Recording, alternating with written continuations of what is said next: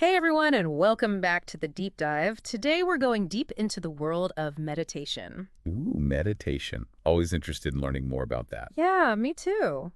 Especially its effects on mental health, which seems to be what a lot of you are interested in these days. Mm. We asked you all for some source material, and you definitely delivered. Yeah, looks like we've got some excerpts from a podcast here called How to Meditate Effectively to Boost Your Mental Health. Yeah.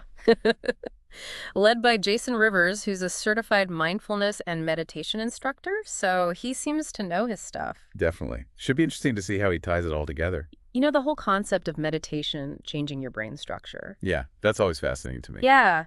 It's not just like, sitting there chilling out. There's actually some real science behind this. Right. So we're going to go beyond the basics, We're not going to just like talk about, what meditation is real quick. Right. Let's dive right in. Like, what does Jason Rivers tell us about what meditation actually is? Yeah, that's a good place to start. What is it? Well, he says it's all about focused awareness. Okay. Focused awareness. Yeah, and there are different ways to do it right. Yeah. Like breathing exercises, visualization, even repeating mantras. Oh, yeah. But it's all about that focus. It is interesting, though, how it's like an ancient Eastern tradition, Totally. but, it's having this huge resurgence in modern times. Right. And maybe that's because of all these studies like the one Jason Rivers talks about from the American Psychological Association. Oh, great. The one that found that regular meditation can reduce symptoms of anxiety and depression by like a lot. Yeah, it was a pretty significant reduction, up to 40%. 40%, that's huge. Yeah. That's pretty amazing. So that's like a big question, right? Like if it's just sitting there and breathing, how does it actually impact something as complicated as our mental health? Yeah, how does it do that? Well, it's not just mental. Right. Right. It's physical, too. Yeah. Jason Rivers explains that meditation can actually change your brain. Whoa. Like literally change it. Yeah, like physically, it impacts our neurobiology. Wow. It's like a brain workout then or something. Totally. Like there are studies where they've used MRI scans and you can actually see that the prefrontal cortex gets thicker Oh, wow. from meditating. And that's like the decision-making part of your brain, right? Yeah. Your focus, complex problem solving, Yeah. all that good stuff. So it's like meditation gives your brain CEO a promotion. I like that.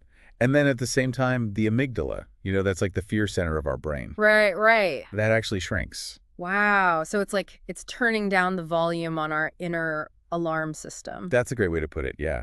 So basically, we become less reactive to stress and better at managing emotions. I mean, that makes sense if you think about it. But like, how does that play out in the real world? Can you give me like an example? Okay, so picture this. You're at work. It's one of those crazy days. Deadlines are piling up. Ugh, tell me about it. Emails are flooding your inbox. Your boss keeps adding to your to-do list. And you're just like, Super stressed? yeah, exactly. But instead of going into panic mode, you take a few minutes to meditate. Okay. Just focus on your breath. Feel the air Yeah. as you breathe in and out, shifting your attention inwards. Okay, so like you hit the pause button on that stress response, but what about all those thoughts like, did I send that email? What if I missed that deadline? Oh, yeah, those definitely still pop up. Mm-hmm. But you're not trying to, like, make them go away, Okay. You just acknowledge them. You notice them. You don't judge yourself. Right. And then gently shift your attention back to your breath. Okay. So it's really about being present in the moment. Yeah, exactly. Mm. Which is super helpful when you're feeling overwhelmed. Mm. Jason Rivers actually talked about this Harvard Medical School study Oh, yeah, I remember that. where participants meditated for just 20 minutes every day. Mm. And after 8 weeks, their brain structure had measurably changed. That's so cool. And it's not just like a theory, There's evidence to back it up. So I remember Jason Rivers talked about one of his students named Sarah. She's like juggling a busy job and family life. Oh, yeah. The classic juggling act. That's definitely stressful. What happened with Sarah? Well, she was constantly stressed. She couldn't sleep. She was like snapping at her kids. Oh, no. Yeah, it was rough. Like she was on an emotional roller coaster. Yeah, I think a lot of people can relate to that. Yeah, probably. So anyway, she decided to try meditation. Okay. And of course, it was hard at first to quiet her mind, but she kept at it. And as she practiced more, she started to see changes. Like what? She was less reactive to stress. She found more patience with her family. She even started sleeping better. Wow. It really did have a ripple effect on her whole life. Right. And it wasn't like an overnight fix or anything, but the results were there. That's so encouraging, though. Like, Yeah. you don't have to be a monk to see the benefits. Exactly. Anyone can use meditation. And like Jason Rivers says it's a practice, not a magic pill. It takes time, patience, consistency. Right. It's like anything else. You're not going to become a concert pianist overnight. Exactly. The Yeah. more you do it, the better you get. Yeah. Calming your mind, focusing your attention, managing those big feelings. So, like, for someone who's like, okay, I'm ready to try this, where do they even begin? Like, what are some of the techniques that we can actually use in our daily lives? Well, Jason Rivers suggests starting with something called mindful breathing. Mindful breathing. Okay. What is that? It's basically just paying attention to your breath, Okay. Like how? where you find a quiet place, Hmm. sit comfortably, close your eyes, Mm. and then you just focus on the feeling of your breath as you breathe in and out. Okay. So, like, how do you stop your mind from wandering? That would be my Ah, problem, I think. yeah. And that's totally normal, especially when you're first starting out. It's not about like stopping your thoughts altogether. Oh. It's about noticing them Mm. without judging yourself and then gently redirecting your attention back to your breath. Okay. So it's like a gentle tug of war with your mind. Huh? Yeah. It's about strengthening that attention muscle. Jason Rivers also mentions another technique called the body scan.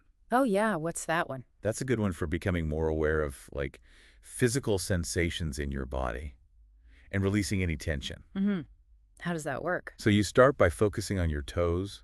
Just notice any sensations there. Yeah. Tingling, warmth, pressure, whatever you feel. Okay. And then slowly move your attention up your body. Oh, like a scan. Yeah. Focusing on each part, your feet, calves, knees, Yeah. all the way up to your head. Wow. So you're like checking in with your body, like taking inventory, seeing where you hold tension. Exactly. And what's cool is as you focus on each area, the tension often starts to release. Interesting. It's like shining a spotlight on those tight spots and just letting them unwind. I like that. That's a great way to put it. And the best part is you can do these techniques anywhere. Okay, so this all sounds great, but I know what some people are thinking. I'm too busy to meditate. Oh, yeah, for sure. I get that. Life is busy. But remember that study we talked about from the Journal of Occupational Health Psychology? Yeah. Even just 15 minutes a day of meditation led to way less stress at work. So you don't need hours and hours. Nope. It's about finding those little pockets of time. So it's not another chore to add to your to-do list. Right. Think of it more as an investment in your well-being. Yeah, like you can't pour from an empty cup, right? If you're not taking care of yourself, you can't show up for anything else. Exactly. Okay, so we know it doesn't take that much time, but what about when you sit down to meditate and your mind just won't be quiet? Oh, that's totally normal. Don't worry. Especially at first, it's not about clearing your mind completely. That's like, Impossible. haha. Yeah.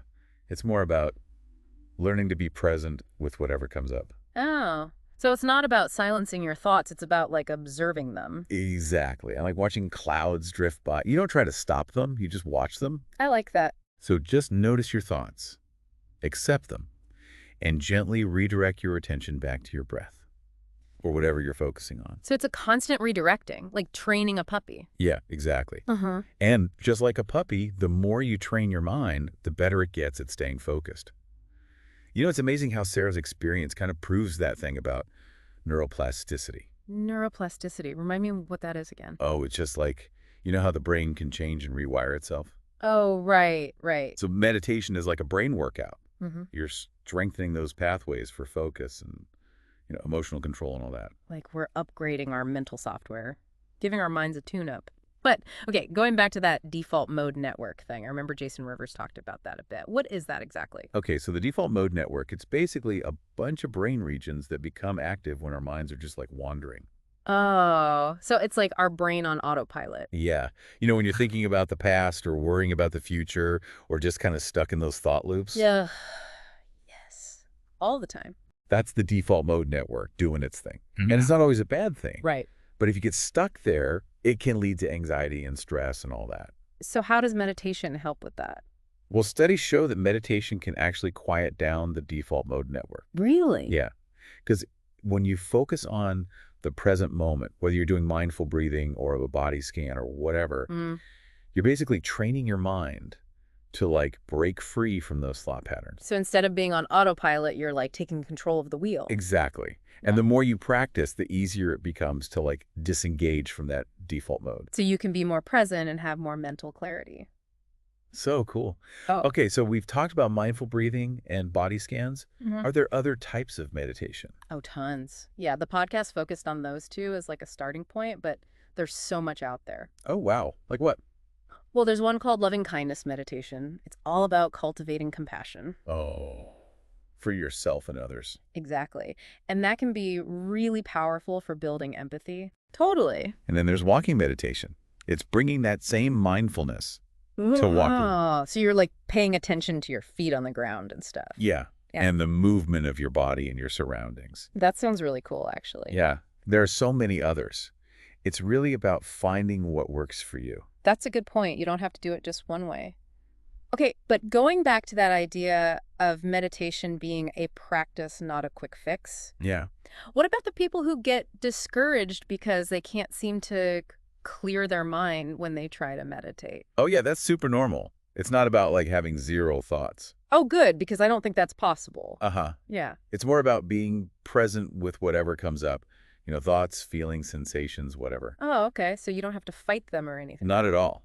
It's about acceptance Mm. and just observing without judgment. So you're like a curious observer of your thoughts. Exactly. And if your mind wanders, which it will, just gently redirect it back to your breath or your mantra or whatever your focus is. It's like constantly bringing it back, like herding a cat, maybe? Uh-huh. Yeah. Or a puppy that's running all over the place. You just gently guide it back. And the more you practice, the better you get at it. Okay, this is making a lot of sense. But I think the biggest thing for a lot of people is time. Like finding the time to meditate. Oh, yeah. Yeah. I totally get that. Yeah. But I think it's important to change how we think about it. Like instead of seeing it as another chore, Yeah. what if we saw it as a gift to ourselves? Oh, I like that. Like a few minutes to just be the same one and take care of our mental health. Yeah, because that's just as important as physical health. Absolutely. And, you don't need a lot of time. Just 5 minutes here, 10 minutes there. It all adds up. So it's about integrating it into your day. Exactly. And the more you practice, the easier that becomes. I love that. So it's not just about sitting on a cushion with your eyes closed. Right. It's a state of mind that you can carry with you. So you can be more present and mindful in everything you do. Exactly. Savoring the good, navigating the tough stuff, and appreciating life as it unfolds. Wow, that's really powerful. It's like you're not just learning a technique, you're learning a whole new way of being. That's a great way to put it. That's the real power of meditation. It's amazing to me how something so simple, like focusing on your breath, can have such a big impact on your mind and body. Right. It really shows you how connected everything is, like how finding that inner peace can actually affect your relationships, your work, Yeah, even how you see the world. totally. Like you're not just calming yourself down, you're actually creating a more peaceful environment for everyone around you. Which makes me think, Jason Rivers focuses on like the personal benefits of meditation. Mm-hmm. But what if like more people meditated, not just for themselves, but like as a whole society? What do you think would happen? Oh, that's a really interesting question. Like, could it actually make the world less stressed, more compassionate? Right. Like, imagine if schools taught mindfulness, or workplaces had meditation breaks, or even like if our leaders used mindful decision making. That would be amazing. Like a ripple effect. Totally. It shows how something so personal can actually have an impact on everyone. So cool. Well, that about wraps up our deep dive into meditation and mental health. Oh, yeah. This has been really insightful. Yeah, I feel like we've learned so much about the science, the different techniques, and like the potential of meditation to really change things. Definitely. I hope this has inspired you to try it out for yourself. Yeah, and remember, it doesn't matter if you're a total beginner or you've been doing this for years. Right. Just be curious, be kind to yourself, and see what happens. Exactly. And hey, maybe next year you'll be sharing your own meditation success story. Until next time, we hope you find some peace and clarity on your journey.